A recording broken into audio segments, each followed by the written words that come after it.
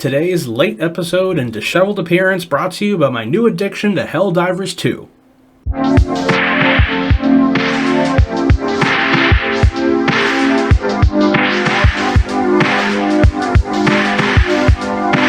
Musical styles are still a very important form of communication for our young people.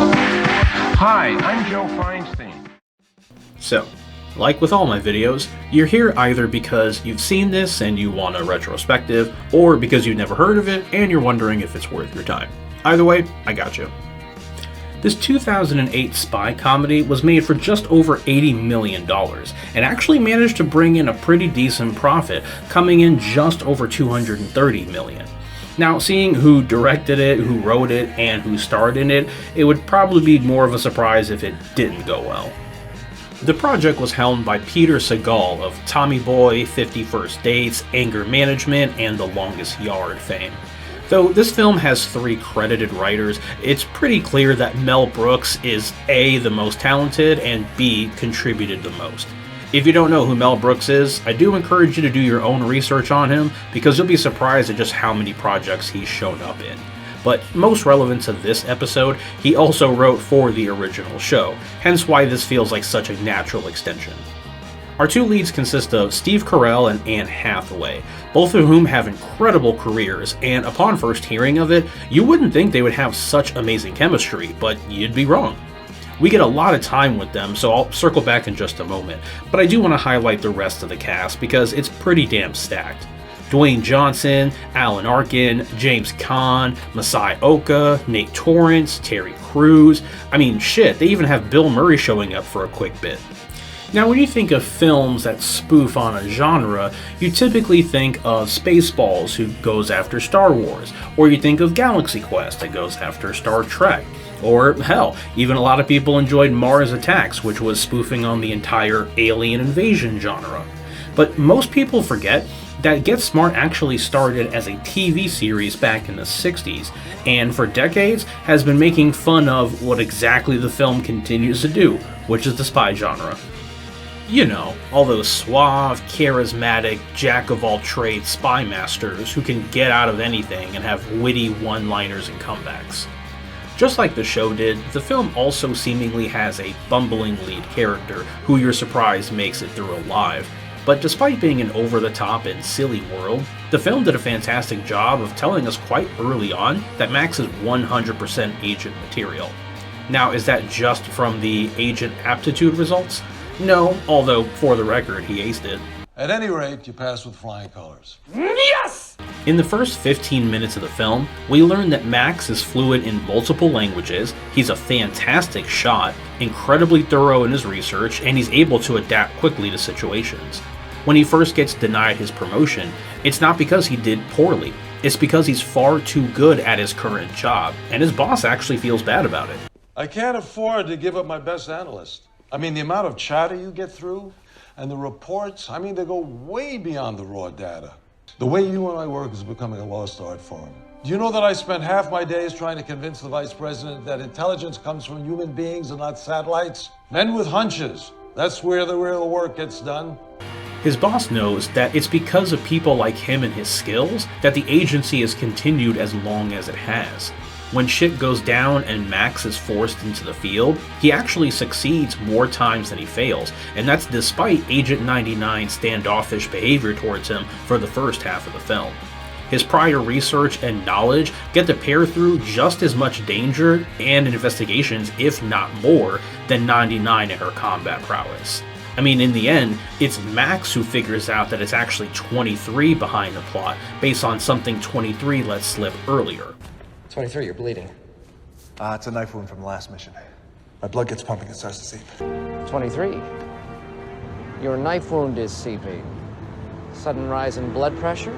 Perhaps you're nervous. Nervous because there is a bomb here and you know it. Most anyone else in control wouldn't have put that together, but Max is truly a cut above the rest. Speaking of 23's betrayal, there's actually a fair amount of evidence sprinkled throughout the film that does point the finger at him. I mean, obviously he's a veteran, all-around, well-liked guy who's doing nothing but off-the-books stuff.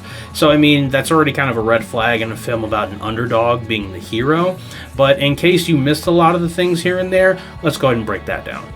The first red flag is the fact that he's way too much of a kiss-ass to Max during the briefing at the start of the film.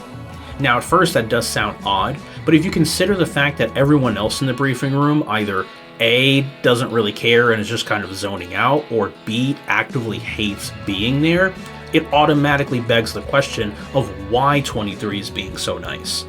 And then with the office bullies, whereas most everybody just ignores them and goes about their day, at any opportunity given, 23 performs violence towards one of them.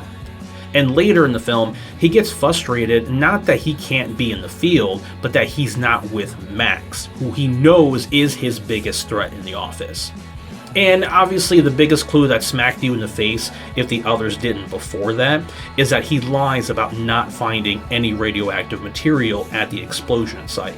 And then, when he has to go with the director to see the president, you can see him hesitating and really frustrated because he wasn't planning on having to be in the same city he was about to blow up. I'm going to get to the funnier bits in just a moment, but I want to take one quick sec and talk about Anne Hathaway's Agent 99. Because they don't give her a lot to really do in terms of extended dialogue, especially compared to other characters, but what little they do give her, she absolutely knocks out of the park, and I can't not talk about it. Early in the film, we find out that 99 had major plastic surgery to change her appearance. The valmorification completely worked. Sit up and take a look, Gary. At first, you think it's just something that either happens in that line of work or just something that 99 does. But towards the end of the film, we get the real reason behind it, and it's kind of heartbreaking. I blew a mission. I was involved with someone from work. I lost focus. The mission blew up. I broke it off with that person, but my identity had already been revealed. It was painful, but needed to be done. And what's more, she divulges the best bit of info simply because Max is so understanding and kind. I don't want to talk about this anymore. Okay. I used to look like my mom. So yeah, this film is actually smart, so full props to them for it. But as I mentioned, it's also hilarious. Now, I'm only going to point out a few things because quite honestly, this film is just a 2-hour string of bits and gags, and they're all incredible, but they're some of my personal favorites. First and foremost is 99 and Max immediately falling into their married couple status and starting to argue on the plane. I'm just saying that your eggs could dry up and fall out of your uterus, so time is of the essence. That's your opinion. No, that is a medical fact. There is a lot of time for me to make this decision, and I will not be rushed into it by you or my mother. You don't have too much Where is the time. damn drink card? Because it's both absolutely hilarious and exactly the kind of in-depth, on-the-fly roleplay you need to be ready for in Spycraft. Then there's the whole yellow cake bit, which feels like some Austin Powers shit. 99, I found the yellow cake. Of course you did. It's a bakery. No, not yellow cake, yellow cake uranium. Although there is yellow cake here as well. And actually, hold on. Max is fighting the Chaos organization. There's Chaos agents working in their headquarters, which is a musical venue. So does that mean the finale takes place at the Chaos Theater? We are Sex Bomb, and we are here to watch Scott Pilgrim kick your teeth in! 1, 2, 3, 4! I can't play the whole bit, because, you know, they'll come for me, but you get the joke. Stop the presses! What, you thought I wasn't going to keep this bit going? It's time once again for my segment, 6 Degrees of Muppets, or as we also call it, March Movie Muppet Madness, I think. Anyway, here we go. This film's lead was Steve Carell, who was in The Big Short with Ryan Gosling, who was in Remember the Titans with Donald Faison, who was in Clueless with Paul Rudd, who was in an uncredited role in Walk Hard, the Dewey Cox story with Jack Black, who was in School of Rock with Joan Cusack, who also starred in It's a Very Merry Muppet Christmas Movie. That's right. I brought it back to Joan twice in a row, baby. I'm unstoppable.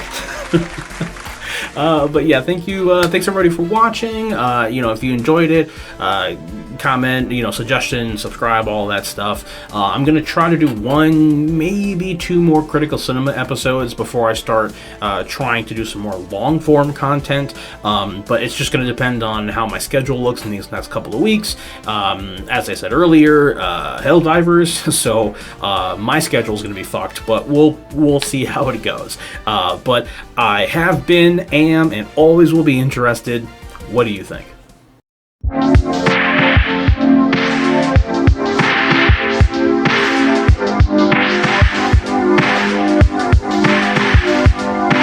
Musical styles are still a very important form of communication for our young people.